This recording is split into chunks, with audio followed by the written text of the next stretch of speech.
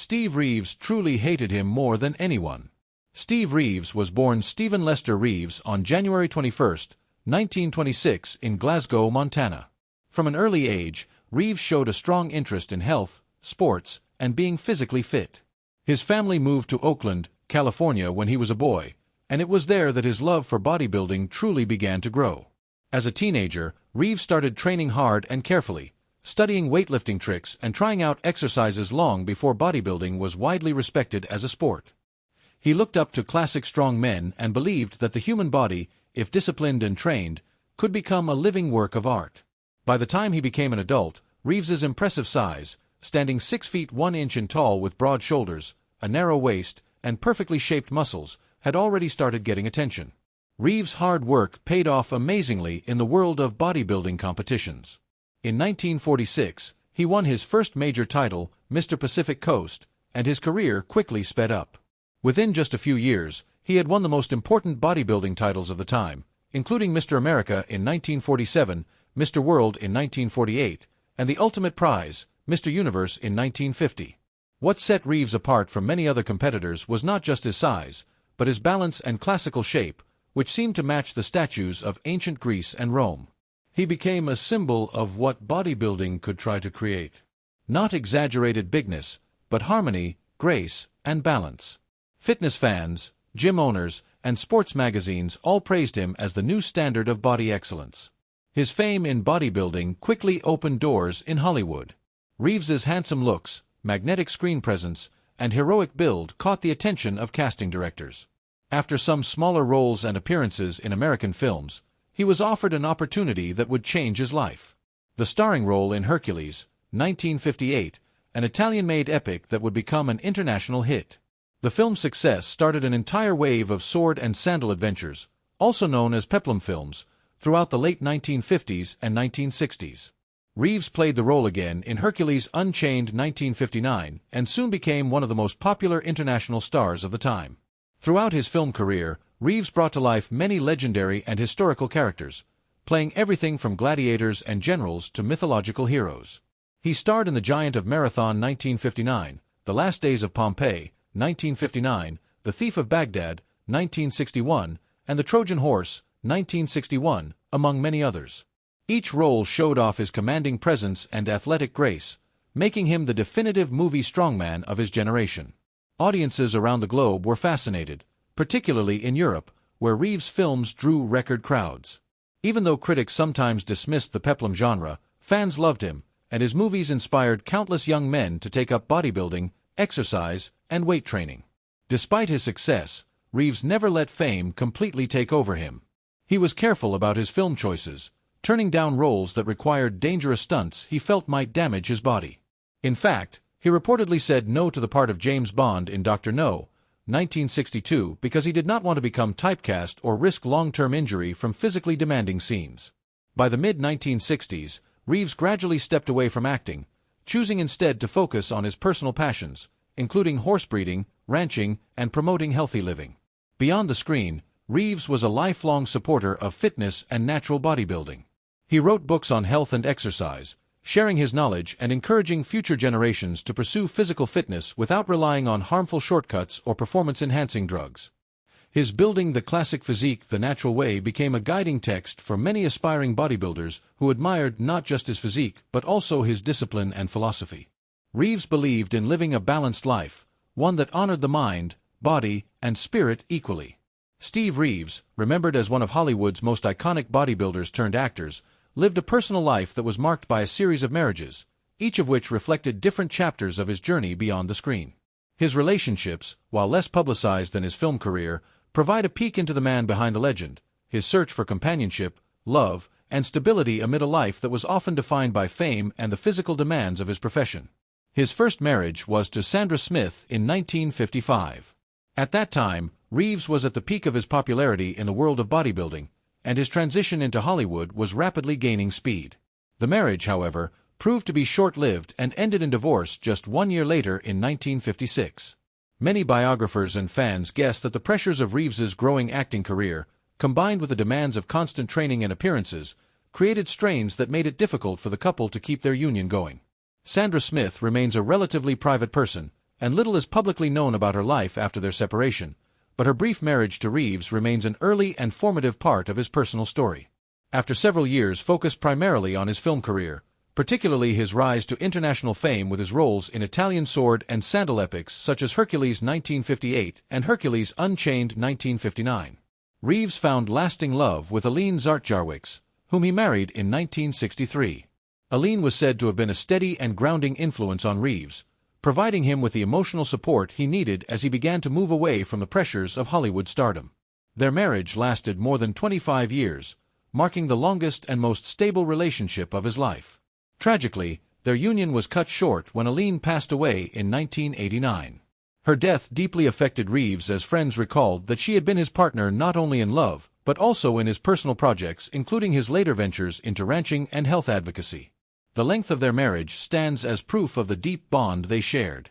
In 1994, Reeves married for the third and final time to Deborah and Engelhorn. By this stage in his life, Reeves was no longer a leading man in the film industry, but had instead embraced a quieter, more private lifestyle, focusing on his health philosophies, occasional public appearances, and a life removed from a Hollywood spotlight. His marriage to Deborah marked a new chapter of companionship and stability in his later years. Unlike his earlier marriages, this union seemed to reflect Reeves's matured perspective on life. No longer the young star overwhelmed by fame, but rather a man who had lived fully, endured loss, and still sought the comfort of a loving partnership. Deborah stood by him until his passing in 2000, remaining a significant part of his legacy. Steve Reeves was known throughout Hollywood for his charm, professionalism, and near unshakable patience. Whether he was on the set of a sword and sandal epic in Italy or a light television appearance back in the United States, he rarely lost his temper and almost never spoke harshly about his colleagues. Yet, there was one man who brought out an uncharacteristic bitterness in him. Raymond Burr, the legendary actor of Perry Mason and later Ironside, was admired by many for his commanding presence and brooding seriousness. But in Reeves's private memories, Burr was a thorn that never stopped irritating him. Reeves was unflinchingly clear when he once said, "Raymond Burr was the one man in Hollywood I truly hated more than anyone." Their dislike stretched back to the early days of Reeves's career when he was trying to make a name for himself in Hollywood. Reeves had signed on for small television projects before his career in Europe truly exploded. And one of his earliest experiences was on the radio drama show Stars Over Hollywood. It was a modest program broadcast on CBS in the early 1950s, and it paired young hopefuls with established stars. Reeves was thrilled to get a chance, believing it would open doors and put him on the radar of casting directors. But to his disappointment, the episode he appeared in placed him directly across from Raymond Burr, who at the time was already earning a reputation as a serious and intimidating performer. Reeves remembered the encounter with distaste. It wasn't the script. It wasn't the format. It was Burr himself. He acted like he was God's gift to the profession, and he treated me like a prop, not a fellow actor. During rehearsals, Reeves tried to maintain a professional attitude, eager to learn. Burr, however, seemed to take pleasure in putting down the younger man's efforts.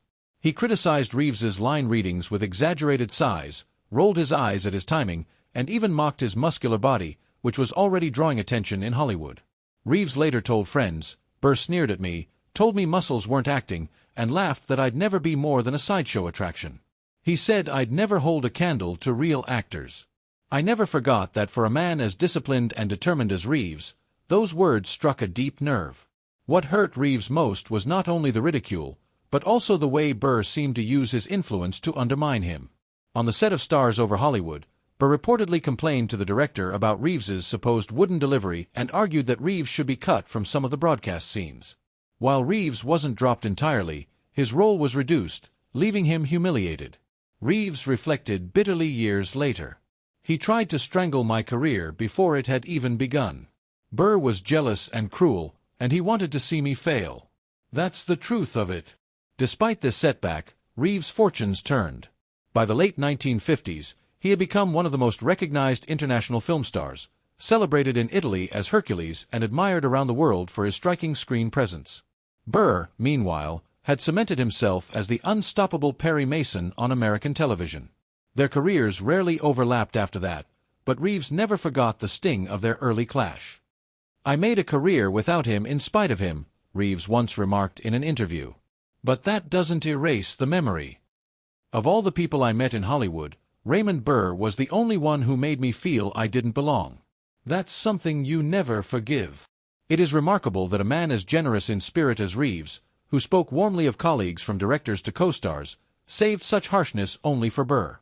Perhaps it was because Reeves always valued respect, discipline, and kindness, qualities he found completely absent in Burr's treatment of him. Even decades later, Reeves' bitterness had not softened. He ended one conversation with a reporter by saying, "If you ask me, Raymond Burr had talent, yes, but he had no humanity. That's why I couldn't stand him. That's why I hated him." In the world of Hollywood, feuds often fade into legend, and grudges soften with time. But in Steve Reeves's case, the shadow of Raymond Burr remained a singular, permanent stain on an otherwise gracious career. Reeves's words still ring with an honesty that makes clear just how much that early encounter shaped his feelings forever. Steve Reeves, the legendary actor, bodybuilder, and cultural icon who had once been the very image of health, strength, and masculine beauty, faced one of the most difficult battles of his life in the spring of 2000. Despite the energy and vitality he had displayed for decades on screen and in the bodybuilding world, Reeves' health had begun to decline due to lymphoma, a cancer of the lymphatic system that weakens the body's ability to fight infections.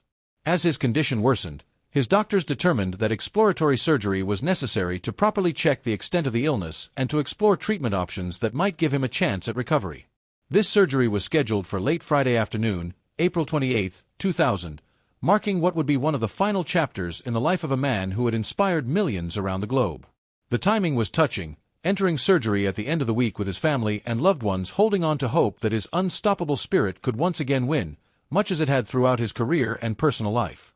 Unfortunately, the surgery itself, while a vital medical step, placed enormous strain on Reeves's body.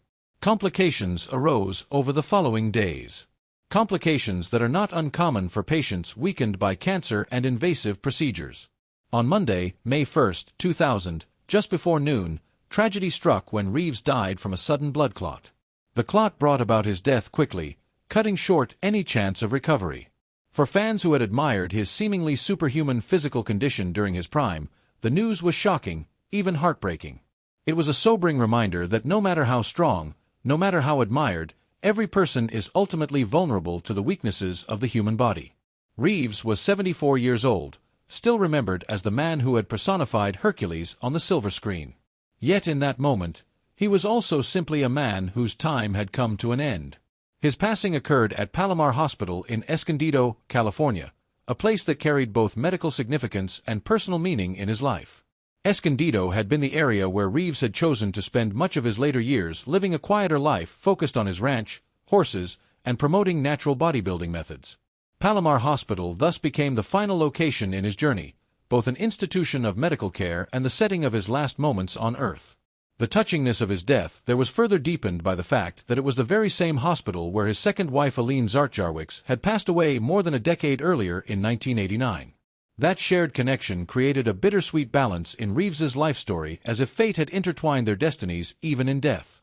For those who knew him personally, it added an additional layer of grief, as Reeves's loss was felt not only in Hollywood or the bodybuilding community, but also in the small circle of friends and family who had supported him through victories and heartbreaks alike. Reeves's death on May 1, 2000 at Palomar Hospital thus became not only the conclusion of a remarkable life, but also a moment that invited reflection on the fragility of human existence, even for those who once seemed larger than life.